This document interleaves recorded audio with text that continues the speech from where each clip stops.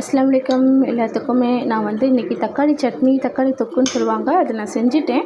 எப்படி செய்கிறது? தக்காளி ஒரு 4-5 பழம் எடுத்து அரைச்சிக்கோங்க பேஸ்ட்டு மாதிரி. அதுக்கப்புறம் வெங்காயம், கருவேப்பிலை, கடுகு பருப்பு போட்டு தாளிச்சிக்கோங்க. அதுக்கப்புறம் தாளிச்சிட்டு நல்லா பொன்னிறமாக வெங்காயம் வரணும். அதுக்கப்புறம் இந்த தக்காளி பேஸ்ட்டு எடுத்து நல்லா வதக்கி விட்டுருங்க. நல்லா வதக்கி விட்டுனா ஒரு அரை மணி நேரம் நல்லா வதக்கணும். வதக்கின பின்னாடி கொஞ்சம் மஞ்சத்தூள், கொஞ்சம் உப்பு, கொஞ்சம் மிளகாத்தூள் அது ஒரு 2 ஸ்பூன் போட்டுக்கோங்க. கொஞ்சம் காரமாக போட்டுக்கோங்க. அதுவே 1 டீஸ்பூன் மல்லித்தூள் போட்டுக்கோங்க.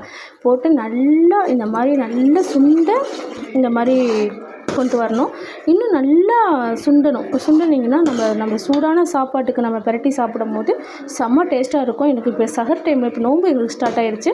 இப்போ சஹர் டைமில் இந்த மாதிரி தான் எங்களுக்கு காரமாக, இந்த மாதிரி ஒரு புளிக்குழம்பு, இந்த மாதிரி தக்காளி தொக்கு, இந்த மாதிரி தான் எங்களுக்கு எடுக்கும்.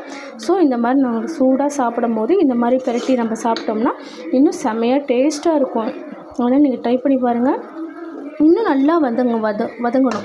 இன்னும் நல்லா இந்த தொக்கு, துவையெல்லாம் பண்ணுவோம்ல கெட்டி, அந்த மாதிரி இன்னும் நல்லா சாப்பாட்டில் பரட்டி சாப்பிட்டோம்னா